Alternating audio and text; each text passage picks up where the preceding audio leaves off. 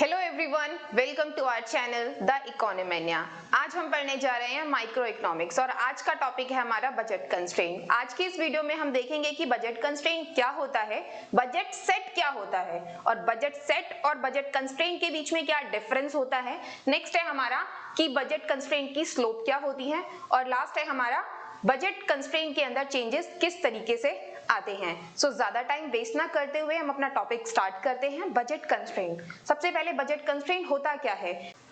Budget constraint goods के bundles का एक ऐसा सेट होता है जिसे एक कंज्यूमर अपनी गिवन इनकम और उन गुड्स के गिवन प्राइस से खरीद सकता है। राइट? लेट करो हमारे पास दो गुड्स हैं, good X1 and good X2। ठीक है, जिनके प्राइसेस हैं P1 एंड P2। दो गुड्स थी, गुड X1 X2। ठीक है, good 1 and good 2। P1 is the price for good 1 and P2 is the price for good 2 और कंज्यूमर की मनी इनकम है M। राइट? अब कंज्यूमर क्या करेगा, अपनी इनकम को लेकर मार्केट के अंदर जाएगा और उस इनकम से उसे दो गुड्स खरीदनी है, गुड X1 और X2। उस इनकम को इन दो गुड्स के ऊपर स्पेंड कर देगा। ठीक है, अब वो इस इनकम से किस गुड की कितनी क्वांटिटी खरीदता है ये डिपेंड करेगा उसके प्राइस लेवल के ऊपर। राइट? सो अगर वो पहले गुड 1 को खरीद रहा है तो उसकी कितनी क्वांटिटी खरीदेगा, डिपेंड करेगा प्राइस के ऊपर। So the P1 into X1, good 1 का प्राइस इंटू उसकी क्वांटिटी, ये तो हो गया टोटल एक्सपेंडिचर ऑन गुड 1। ठीक है, अब इतनी मनी इनकम थी, इतना उसने गुड 1 पर एक्सपेंडिचर कर दिया, तो अब क्या करेगा, दूसरी गुड को खरीदेगा, उसके price of good 2 into quantity of good 2। ठीक है, ये तो एक्सपेंडिचर ऑन गुड 1 और ये एक्सपेंडिचर ऑन गुड 2। अब तो दोनों की दोनों गुड्स के ऊपर इतना अलग अलग एक्सपेंडिचर उसने किया है और उसका दोनों गुड्स के एक्सपेंडिचर का जो सम होगा वो किसके बराबर आना चाहिए, मनी इनकम के, क्योंकि उसके पास इनकम तो इतनी ही है ना, अपनी इनकम से ज्यादा एक्सपेंडिचर तो वो कर नहीं सकता, तो उसका जो टोटल दोनों गुड्स का एक्सपेंडिचर है वो उसकी मनी इनकम के बराबर आना चाहिए। This is known as the budget constraint और you can say budget line. Right? अगर हम इसे डायग्रामेटिकली बात करें तो हमारे पास का जो डायग्राम आता है लीनियर इक्वेशन है। ठीक है, लीनियर इक्वेशन है और गुड 1 और गुड 2 में नेगेटिव रिलेशन है। अगर वो गुड 1 की क्वांटिटी को बढ़ाता है तो गुड 2 की क्वांटिटी को कम करना पड़ेगा। अगर गुड 2 की क्वांटिटी एक्स्ट्रा लेना चाहता है तो गुड 1 की क्वांटिटी कम करनी पड़ेगी। तो हमारे पास जो बजट कंस्ट्रेंट आएगा वो लीनियर आएगा और डाउनवर्ड स्लोपिंग आएगा, क्योंकि नेगेटिव रिलेशन है दोनों गुड्स के अंदर। यहाँ पे गुड 1, यहाँ गुड 2 और ये 0। ठीक है, ये हो गया हमारे पास। अब आती है हमारे इंटरसेप्ट। ये हमारे पास हॉरिजॉन्टल इंटरसेप्ट और ये हमारे पास vertical intercept. Line A B is the budget line, this is the horizontal intercept and this is the vertical intercept. अगर हम इसके हॉरिजॉन्टल इंटरसेप्ट की बात करें यानी कि पॉइंट बी की बात करें तो पॉइंट बी के ऊपर वो गुड 2 को 0 खरीद रहा है, यानी कि सारी की सारी यूनिट्स वो गुड 1 की ही खरीद रहा है पॉइंट बी के ऊपर। ठीक है, अगर हम इसको बजट लाइन में लेके चलें, P1 X1 plus P2 X2 is equals to M। ठीक है, हॉरिजॉन्टल एक्सिस के ऊपर लाई कर रहा है उसका बजट, उसका इक्विलिब्रियम, यानी कि वो सारी की सारी यूनिट्स गुड 1 की खरीद रहा है, तो उस केस के अंदर गुड 2 क्या रहने वाली है, 0 रहने वाली है। गुड 2 0 रखेगा वो, तो हमारे पास P1 X1 is equals to M आ जाएगा। ठीक है, तो गुड 1 की क्वांटिटी कितनी आएगी, M अपॉन में P1। This is the horizontal intercept, M upon में P1। अगर हम वर्टिकल इंटरसेप्ट की बात करें, वर्टिकल इंटरसेप्ट में क्या करेगा, गुड X1 की क्वांटिटी को 0 रखेगा, गुड X1 की क्वांटिटी को 0 रखेगा, यानी कि इसे 0 रखेगा, तो हमारे पास P2 X2 is equals to M. So X2 is equals to M upon में P2. This is the vertical intercept. M upon में P2. Right? ये हमारे पास बजट लाइन आ गई, ये हमारे पास इंटरसेप्ट्स आ गए और बजट लाइन हमारी कैसी है, डाउनवर्ड स्लोपिंग। ठीक है, अब सपोज करो वो पॉइंट ए पर है, पॉइंट ए पर, यानी कि वो सारी की सारी यूनिट्स गुड 2 की खरीद रहा है, लेकिन उसे पॉइंट ए से पॉइंट सी पर जाना है, तो इट मींस दैट उसे क्या करना पड़ेगा, गुड 2 की क्वांटिटी को घटाना पड़ेगा गुड 1 की क्वांटिटी को बढ़ाने के लिए।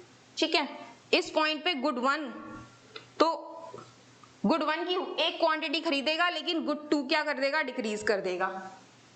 ठीक है, अब पॉइंट सी से पॉइंट ई पर जाना है, पॉइंट सी से पॉइंट ई पर जाना है, इस केस में वो एक क्वांटिटी और बढ़ा देगा गुड x1 की, और दोबारा कम करनी पड़ेगी उसे गुड 2 की क्वांटिटी। ठीक है, और ऐसे ही वो चलता रहेगा इस तरीके से। ठीक है, तो ये सारे के सारे पॉइंट जितने भी बजट लाइन के ऊपर लाई करते हैं, they are all the points lies in the budget constraint of the consumer, right? ये तो था हमारा बजट कंस्ट्रेंट। अब नेक्स्ट आता है हमारे पास बजट सेट।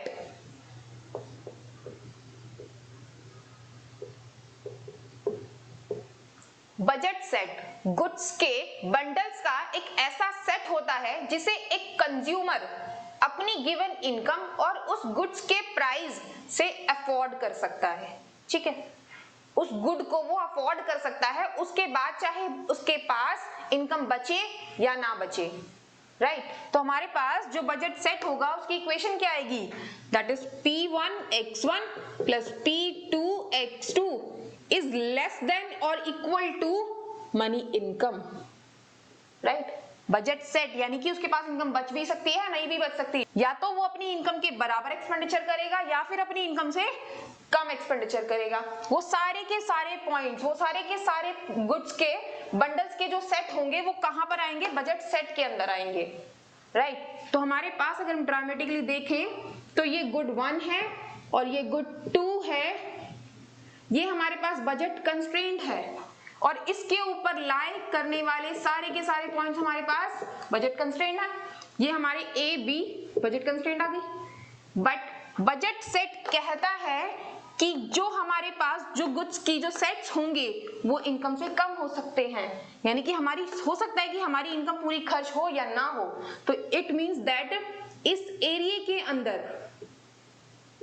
इस एंटायर एरिया के अंदर जितने भी पॉइंट्स लाई करेंगे इंक्लूडिंग द बाउंड्रीज, क्योंकि हो सकता है हम इस पॉइंट पे हो, इस पॉइंट पे हो, इस पॉइंट पे हो सकता है हम 0-0 क्वांटिटी खरीदें दोनों गुड्स की, तो हमारी सारी की सारी इनकम बच जाएगी।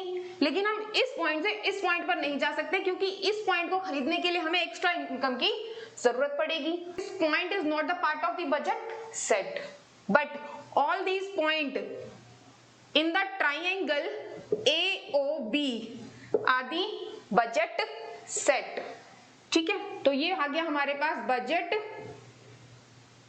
सेट, और जिसे हम फीजिबल रीजन भी कहते हैं।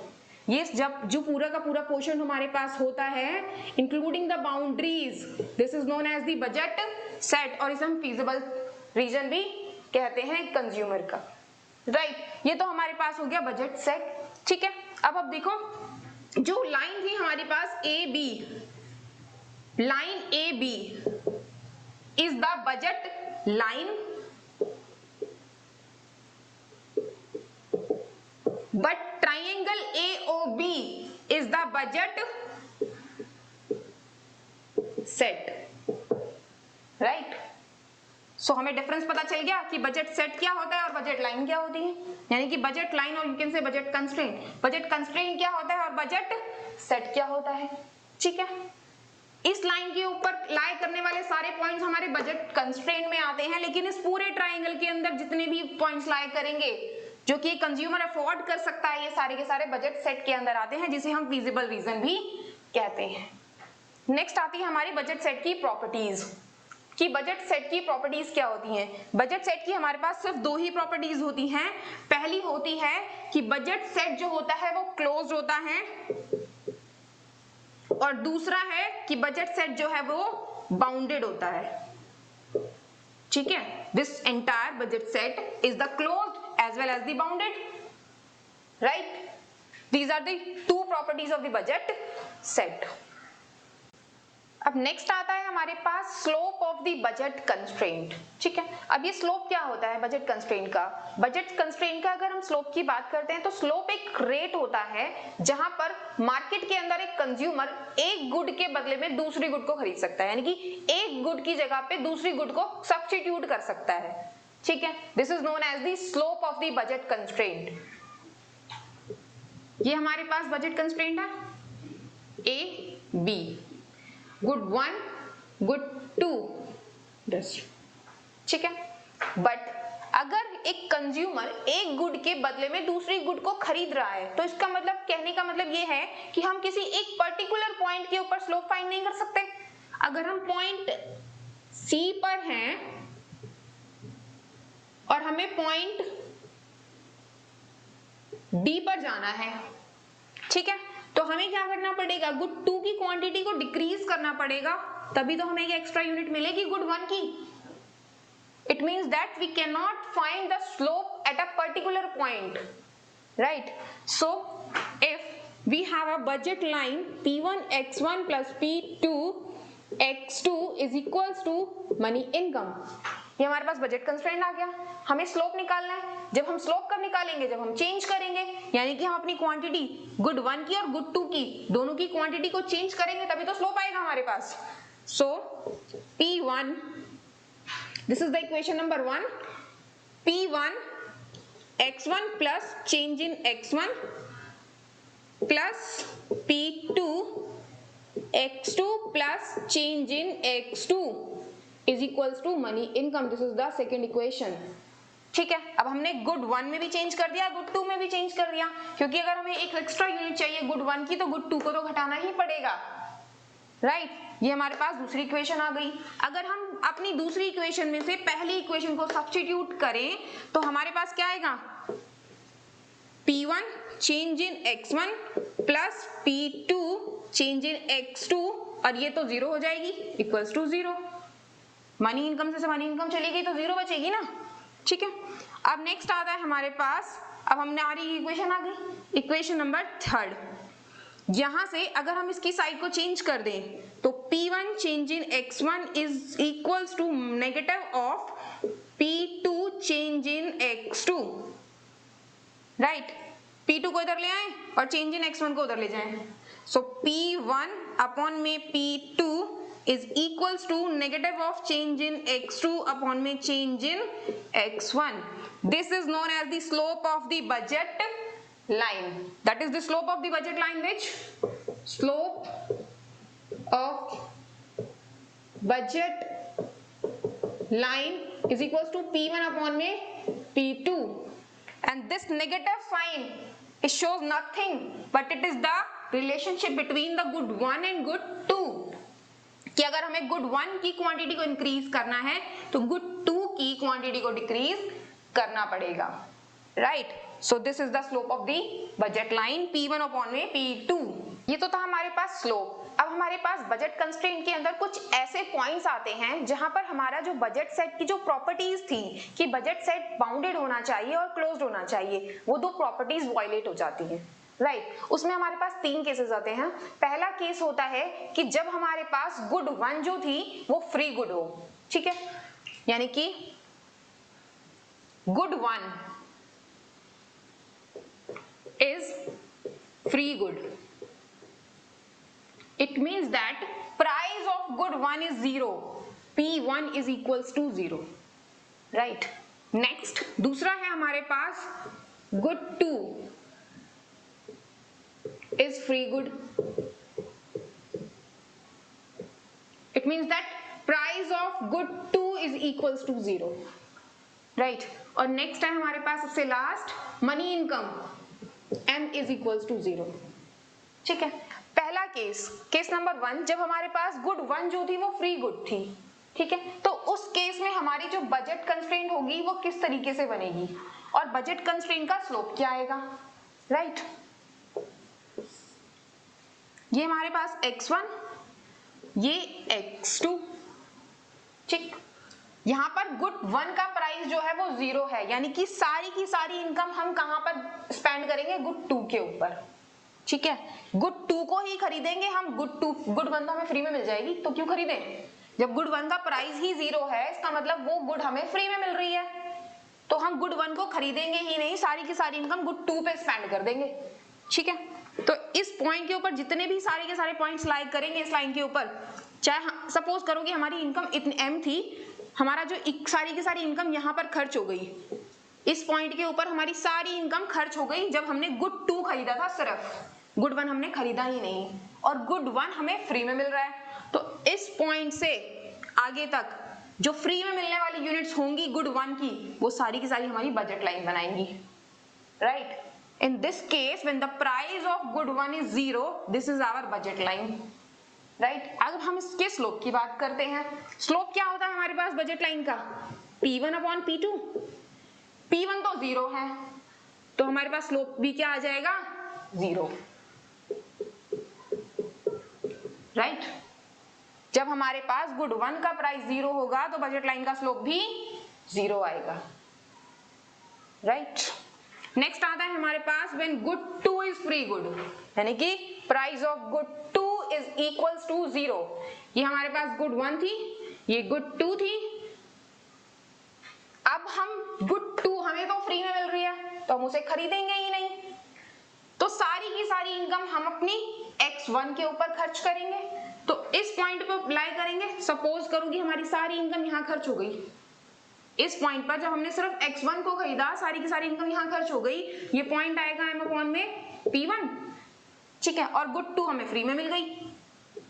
This is the budget line, right, this is the budget line. And इस केस में स्लोप क्या आएगा हमारे पास? P1 अपॉन में P2, P2 0 है तो स्लोप इज इंफिनिटी, राइट। और नेक्स्ट आता है हमारे पास सबसे लास्ट कि अगर हमारी मनी इनकम ही 0 हो जाए, अगर हमारी मनी इनकम ही 0 हो जाए, P1 x1 plus P2 x2 is equals to 0, money income ही 0 हो जाए तो हम मार्केट के अंदर जाकर गुड्स को खरीदेंगे ही नहीं, क्योंकि हमारे पास इनकम ही नहीं है। तो उस केस में हमारा जो बजट लाइन होगी वो किस तरीके से होगी? ये तो 1 हो गई, ये 2 हो गई, तो उस केस में हमारी जो क्वांटिटी ऑफ गुड 1 है, क्वांटिटी ऑफ गुड 2 है, वो 0 0 रहने वाली है। It means that our budget line will be passes through the origin, that is this is our budget line, right. अब इन तीनों ही केसेस में क्या हो रहा है हमारे पास? केस नंबर 1 2 3, तीनों के तीनों केसेस के अंदर हमारा जो बजट सेट बना है, हमारा जो बजट सेट बना है वो ना तो बाउंडेड है और ना ही क्लोज्ड है, राइट, ना तो बाउंडेड है और ना ही क्लोज्ड है। तो जब हमारे पास ऐसा बजट सेट आता है जो कि ना बाउंडेड है ना ही क्लोज्ड है, तो क्या उस सिचुएशन में हमारे पास इक्विलिब्रियम एग्जिस्ट करेगा? चलो देखते हैं इक्विलिब्रियम एग्जिस्ट करेगा या नहीं करेगा। तो इस एग्जांपल के अंदर हमारे पास दो गुड्स हैं which I is tends to good 1 and good 2, I is tends to good 1 and good 2, ठीक है। हमारे पास एक इक्विलिब्रियम, एक इंटीरियर पॉइंट है x स्टार एक इंटीरियर पॉइंट है जो कि एक बंडल को रिप्रेजेंट कर रहा है। इस बंडल के अंदर हम गुड 1 और गुड 2 दोनों गुड्स को ले रहे हैं, ठीक है, और ये हमारा इक्विलिब्रियम बंडल है, ठीक है। अब सपोज करो कि चाहे हमारे पास गुड 1 है चाहे हमारे पास गुड 2 है, दोनों में से कोई भी एक गुड फ्री गुड है, ठीक है, दोनों में से कोई एक गुड फ्री गुड है, यानी कि प्राइस 1 और प्राइस 2 में से कोई भी किसी भी गुड का प्राइस जो है वो 0 है, और ये हमारा इक्विलिब्रियम बंडल था। अब इस केस में हम क्या करेंगे? इस बंडल के अंदर एक एप्सिलन्स को ऐड करेंगे, यानी कि छोटी सी वैल्यू को ऐड करेंगे, दैट x स्टार प्लस एप्सिलन्स। जो यहाँ पर एप्सिलन्स है एक बहुत छोटी वैल्यू है, दैट इज ग्रेटर देन 0 और 0 से बड़ी है। बहुत छोटी वैल्यू है पर 0 से बड़ी है, ठीक है। जब एक छोटी सी वैल्यू हमने अपने बंडल के अंदर ऐड की, चाहे हमारे पास दो गुड्स थी, गुड 1 और गुड 2, दोनों में से कोई भी गुड फ्री गुड थी, वो गुड फ्री थी लेकिन बैड नहीं थी हमारे लिए, ठीक है। वो गुड फ्री थी लेकिन बैड नहीं थी। इसका मतलब क्या हुआ कि सपोज करो अगर 2020 के अंदर हमें जो राशन मिल रहा था वो फ्री में मिल रहा था लेकिन बैड तो नहीं था। राशन फ्री में मिल रहा था लेकिन राशन बैड नहीं था, फ्री में मिल रहा था फिर भी हम ले रहे थे। अगर हमें और दिया जाता तो हम और ले लेते।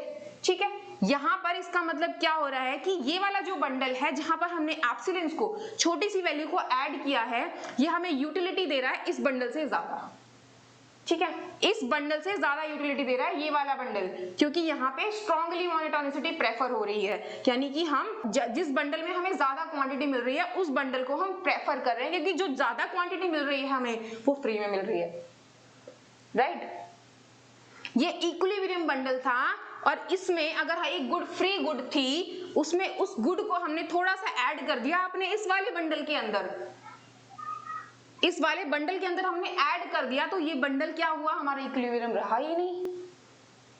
ठीक है, क्योंकि अब तो हम इसे प्रेफर करेंगे ना। अब हम इसे प्रेफर क्यों करेंगे, अब इस बंडल पे हमने जब इसे प्रेफर किया तो ये इक्विलिब्रियम बन गया। ठीक है, अब ये बंडल इक्विलिब्रियम बन गया। अब क्या हुआ, इस बंडल के अंदर दोबारा से एक छोटी सी वैल्यू ऐड हो गई, that is x star plus epsilon plus delta. यहां पर भी डेल्टा क्या था, 0 से बड़ा था, 0 से बड़ा था हमारा डेल्टा। तो अब इस बंडल से यहाँ पे हमने कुछ और ऐड कर दिया, यानी कि जो फ्री गुड मिल रही थी वो हमें थोड़ी और एक्स्ट्रा मिल गई, तो इस वाले बंडल को प्रेफर करेंगे क्योंकि इस बंडल से ज्यादा यूटिलिटी हमें इस बंडल पे मिल रही है। राइट, तो हमारा जो इक्विलिब्रियम है वो यहाँ आ जाएगा। अब ये इक्विलिब्रियम बचेगा ही नहीं हमारे पास। ठीक है, ये हुआ हमारे पास, और ये कहानी क्या चलती रहेगी, ऑन सो ऑन चलती रहेगी। इट मीन्स दैट अगर हमारे पास हमारा जो बजट है, बजट सेट है, वो बाउंडेड या फिर क्लोज्ड नहीं है, तो हमारे पास क्या होगा, इक्विलिब्रियम एग्जिस्ट ही नहीं करेगा। अब नेक्स्ट हमारे पास आता है change in the budget line. अभी तक हमने जो पढ़ा बजट लाइन के अंदर वो सारा का सारा मूवमेंट था। अगर हम किसी बजट लाइन के ऊपर एक पॉइंट से दूसरे पॉइंट पर जा रहे हैं तो यानी कि हम बजट लाइन के ऊपर मूव कर रहे हैं। सपोज करो कि हमारे पास ये बजट लाइन थी, ये पॉइंट ए था, ये पॉइंट बी था, पॉइंट ए पॉइंट बी, इस पॉइंट से इस पॉइंट पे जाने का मतलब है कि हम इसी बजट लाइन के ऊपर मूव कर रहे हैं। राइट, लेकिन चेंज इन बजट लाइन क्या होता है, चेंज इन बजट लाइन जो होता है वो दो तरीके से होता है। पहला होता है बजट लाइन के अंदर शिफ्टिंग होना, और दूसरा होता है बजट लाइन के अंदर रोटेशन होना। ठीक है, या तो हमारी बजट लाइन शिफ्ट करेगी या फिर हमारी बजट लाइन रोटेट हो जाएगी। राइट, अब दोनों देखते हैं हम किस तरीके से होते हैं। तो हम पहले डिस्कस करते हैं shifting in the budget line. जो बजट लाइन होती है हमारे पास क्या होती है, P1 x1 plus P2 x2 is equals to m। ठीक है, बजट लाइन आई, हमारे पास दो चीजें हैं, पहली है हमारे पास प्राइस और दूसरी है इनकम। तो हमारी जो बजट लाइन के अंदर शिफ्टिंग होगी वो इन्हीं दोनों कंपोनेंट से होगी, या तो प्राइस से होगी या फिर मनी इनकम से होगी। हम लेकर चलते हैं कि हमारी जो शिफ्टिंग है वो मनी इनकम से हो रही है। अब मनी इनकम, जब हम मनी इनकम को लेकर चलते हैं m को, तो मनी इनकम हो सकता है या तो इंक्रीज हो जाए या फिर डिक्रीज हो जाए। ठीक है, मनी इनकम के साथ दोनों केसेस हो सकते हैं ना, हो सकता है मनी इंक्रीज हो जाए या फिर डिक्रीज हो जाए हमारी इनकम। तो if money income is increases, so our budget line is this x1 x2 this 0। हमारी मनी बढ़ चुकी है, यानी कि हमारी इनकम बढ़ चुकी है, तो हम गुड 1 और गुड 2 दोनों को ही एक्स्ट्रा खरीदेंगे, तो हमारी बजट लाइन शिफ्ट कर जाएगी outward. This is the shifting in the budget line due to the increase in income. Right, अब सपोज करो कि हमारी मनी इनकम क्या हो गई, डिक्रीज कर गई, हमारी इनकम डिक्रीज कर गई, तो बजट लाइन क्या होगी, लेफ्टवर्ड शिफ्ट कर जाएगी। This is this one, this shift in this side. Right, ये हमारे पास m अपॉन में P1 था, ये हमारे पास m अपॉन में P2 था, ये हमारे पास m डैश अपॉन में P1 था, ये m डैश अपॉन में P1 था, P2 था, ये हमारे पास m डबल डैश अपॉन में P1 था, और ये वाला पॉइंट हमारे पास m डबल डैश अपॉन में P2 था। ठीक है, अब देखो ये इंटरसेप्ट तो चेंज हो गए, बट जो शिफ्टिंग हुई है वो पैरेलल हुई है, क्योंकि जब हमारी इनकम बढ़ेगी तो हम दोनों ही गुड्स को इक्वल इक्वल बढ़ा देंगे, तो जो शिफ्टिंग होगी वो पैरेलल होगी, क्योंकि अभी भी हमारे जो प्राइसेस हैं वो कांस्टेंट हैं। तो स्लोप जो होती है वो हमारी क्या होती है, P1 अपॉन में P2, राइट। प्राइसेस का रेशियो तो हमारी स्लोप होती है, और स्लोप तो अब भी क्या है, सेम है तीनों केसेस में।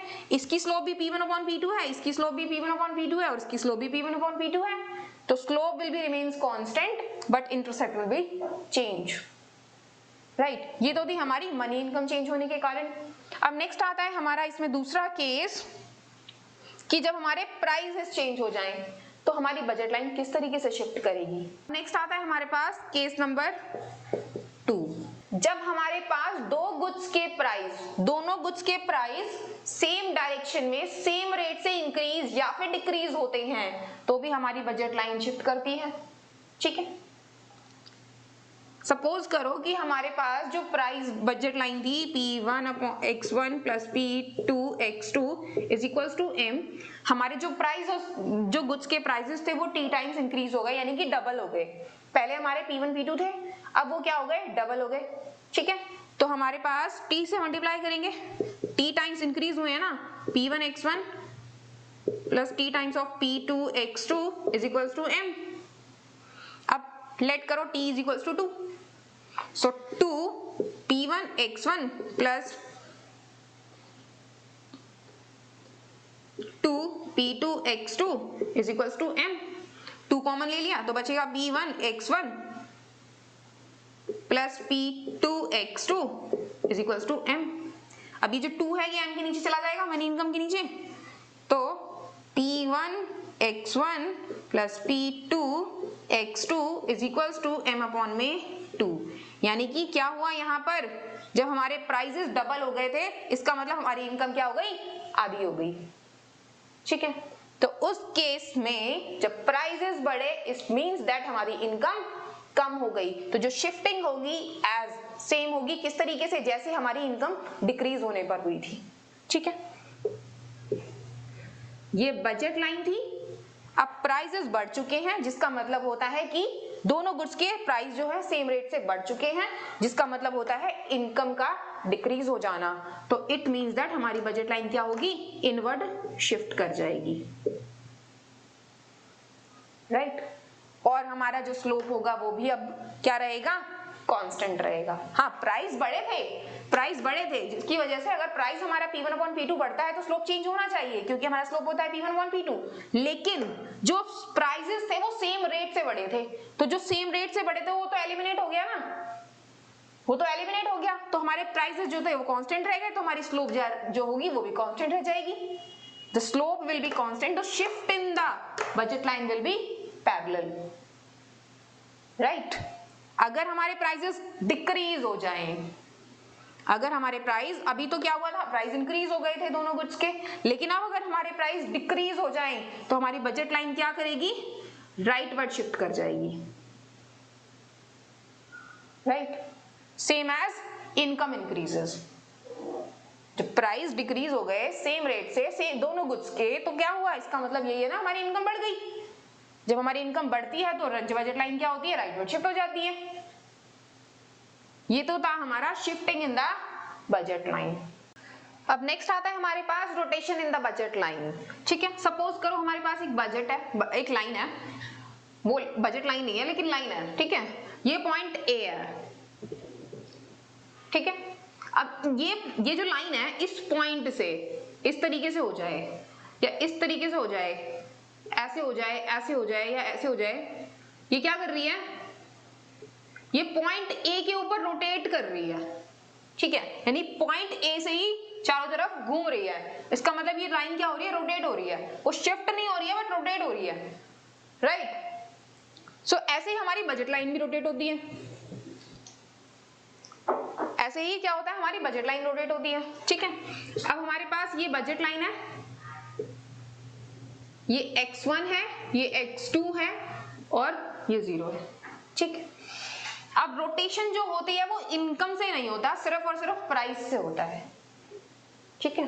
शिफ्टिंग जो होती है बजट लाइन में वो इनकम और प्राइस दोनों से होता है, और रोटेशन जो होता है वो सिर्फ प्राइस से होता है, इनकम से नहीं होता। यहां पर हमारे पास टोटल मिला के 6 केसेस बनते हैं। वो 6 केसेस कैसे कौन कौन से होते हैं? सपोज करो प्राइस 1 गुड 1 का प्राइस डिक्रीज कर जाए, प्राइस 1 गुड 1 का प्राइस इंक्रीज कर जाए, प्राइस 2 P2 गुड 1 का प्राइस गुड 2 का प्राइस इंक्रीज कर जाए, गुड 2 का प्राइस डिक्रीज कर जाए। 4 तो ये वाले केसेस हो गए, ठीक है। और 2 केसेस आते हैं कि अगर जो प्राइस में इंक्रीमेंट और डिक्रीमेंट है वो साइमल्टेनियसली हो जाएंगे, कि एक साथ दोनों गुड्स के प्राइस चेंज हो जाएं, और जो चेंज होगा, जो प्राइसेस में चेंज होगा वो अपोजिट डायरेक्शन में होगा। जब हम शिफ्टिंग की बात करते थे, जो दोनों ग्रुप्स के प्राइस चेंज होते थे वो सेम डायरेक्शन में होते थे, लेकिन यहाँ पर दोनों गुड्स के प्राइस जो होंगे वो अपोजिट डायरेक्शन में चेंज होंगे। इसका मतलब अगर P1 बढ़ रहा है तो P2 घटेगा, अगर P2 बढ़ रहा है तो P1 घटेगा, ठीक है। ये सारे के सारे हमारे पास 6 केसेस आ गए। अब अगर सपोज करो हमारा P1 डिक्रीज हुआ है, जब P1 डिक्रीज हुआ है इसका मतलब हमारी जो गुड 1 थी वो चीपर हो चुकी है, अब वो हमें सस्ती मिलेगी, तो हम उस गुड को ज्यादा खरीद पाएंगे। तो ये जो बजट लाइन होगी वो हमारी रोटेट होगी समथिंग समथिंग यहां, राइट। यानी कि सिर्फ हॉरिजॉन्टल एक्सिस जो होगा, हॉरिजॉन्टल इंटरसेप्ट जो होगा वो चेंज होगा, बट वर्टिकल इंटरसेप्ट अभी सेम रहेगा, ठीक है। ये तो इंक्रीमेंट हो गया प्राइस P1 में, यानी कि P1 यहाँ पर हमारी जो इंटरसेप्ट था वो M अपॉन में P1 था, अब इंटरसेप्ट हमारा M अपॉन में P1 डैश हो गया, और P1 डैश जो छोटा था P1 से, ठीक है। दूसरा केस आता है हमारे पास P1 इंक्रीज हो गया। जब P1 इंक्रीज हो गया तो हमारा जो हॉरिजॉन्टल इंटरसेप्ट है वो इनवर्ट शिफ्ट करेगा, तो हमारी जो बजट लाइन है वो यहां आ जाएगी इसमें, ठीक है। तो यहां पर हमारा इंटरसेप्ट M अपॉन में P1 डबल डैश बन जाएगा, राइट। और अब P1 जो है वो बड़ा है, P1 बड़ा है P1 डबल डैश से, सो P1 is less than the P1 double dash, right? This is the rotation in the case of P1 is increase or decrease, right? अब केस नंबर, ये तो हमारी P1 की बात हो गई, 2 केसेस हमने यहाँ पे पढ़ लिए, और दोनों सेम केसेस क्या होंगे हमारे P2 के केस में लाई करेंगे, जब हमारा जो बजट लाइन है वो ये है, यहाँ पर x1 है, यहाँ पर x2 है। अब इस केस में अगर यहाँ पर P2 इंक्रीज करता है, यानी कि हमारी गुड 2 जो है वो एक्सपेंसिव हो चुकी है, तो हम उसकी क्वांटिटी को कम खरीदेंगे, हमारा जो वर्टिकल इंटरसेप्ट है वो इनवर्ट शिफ्ट करेगा, राइट। अगर P2 डिक्रीज हो जाए तो हमारे लिए गुड 2 क्या हो चुकी है, चीपर हो चुकी है, तो हम गुड 2 को ज्यादा खरीदेंगे, हमारा जो वर्टिकल इंटरसेप्ट है वो आउटवर्ड शिफ्ट करेगा, राइट। ये तो हमारे ये वाले 2 केसेस हो गए P2 वाले। अब आते हैं हमारे लास्ट 2 केसेस, जब P1 यानी कि दोनों गुड्स के प्राइसेस चेंज होंगे लेकिन अपोजिट डायरेक्शन में चेंज होंगे। अब केस नंबर 1, इसका जब दोनों के दोनों प्राइसेस चेंज हो रहे हैं बट अपोजिट डायरेक्शन के अंदर चेंज हो रहे हैं, तो केस नंबर 1 हमारे पास बनता है, ये हमारे पास गुड 1 थी, ये गुड 2 थी, हमारी ये वाली बजट लाइन थी, ठीक है, ये बजट लाइन थी। अब बजट लाइन ये थी, P1 इंक्रीज हुआ और P2 डिक्रीज हुआ, P1 महंगा हो गया और P2 सस्ता हो गया, तो P2 को ज्यादा खरीदेंगे और P1 को कम खरीदेंगे, तो P1 समथिंग यहाँ आ जाएगा, यानी कि गुड 1 यहाँ आ जाएगी और गुड 2 यहाँ आ जाएगी, तो हमारी बजट लाइन ऐसे रोटेट हो जाएगी, ठीक है। This is the new budget line, this A B A dash और B डैश, राइट। ये आ गया हमारे पास। अब नेक्स्ट सेम केस ये वाला बनेगा हमारे पास, ये हमारी बजट लाइन थी, A B, this one X, this X2 0, इस केस में P2 इंक्रीज हुआ है, P1 डिक्रीज हुआ है। P1 सस्ता हो चुका है, P2 महंगा हो चुका है, तो P यानी कि गुड 2 को कम खरीदेंगे और गुड 1 को ज्यादा खरीदेंगे। दिस ये A डैश B डैश, ठीक है। अब देखो इन सारे के सारे 6 के 6 केसेस में क्या हुआ है हमारे साथ कि हमारे जो प्राइस लेवल है वो चेंज हो गए हैं।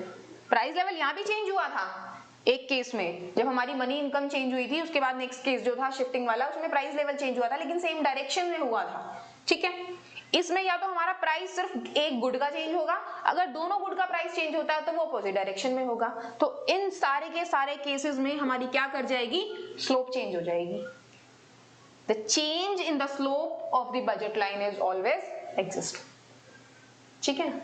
जब हमारे प्राइस लेवल चेंज होंगे तो हमारी क्या करेगी, slope of the budget line भी चेंज हो जाएगी।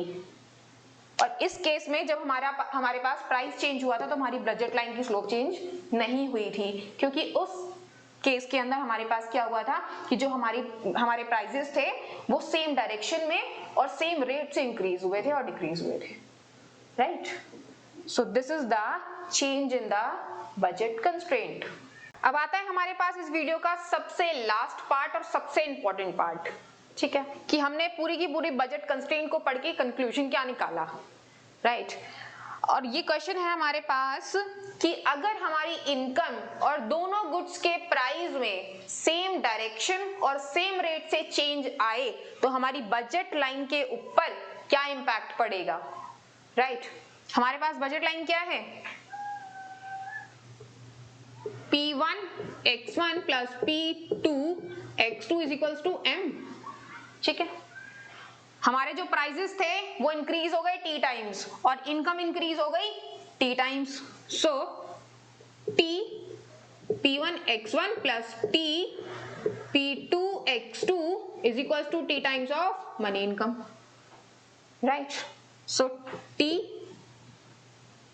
यहां से हमारे पास कॉमन आ गया, P1 x1 plus P2 x2 minus T times of M is equals to 0। ये पॉजिटिव है, ये नेगेटिव है, कैंसिल आउट हो गया, राइट। तो हमारे पास T की टर्म की पावर क्या आ गई, 0, that is P1 x1 plus P2 x2 minus M, right. तो अभी हमारा आके 0 बन जाएगा, तो हमारे पास budget line as it is आ जाएगी, P1 x1 plus P2 x2 is equals to M money income. It means that when the price and income both are increases is the same direction and at the same rate, the budget line will be remains constant because the budget line is a homogeneous function of degree 0, right? ये तो था हमारा आज का topic budget constraint. अगर video पसंद आई हो तो वीडियो को लाइक करें, शेयर करें, कमेंट करें, और अगर आप वीडियो को फेसबुक पर देख रहे हैं तो पेज को लाइक करें, और यूट्यूब पर देख रहे हैं तो चैनल को सब्सक्राइब करें ताकि हमारे चैनल की आने वाली लेटेस्ट वीडियोस आप तक पहुंचती रहें।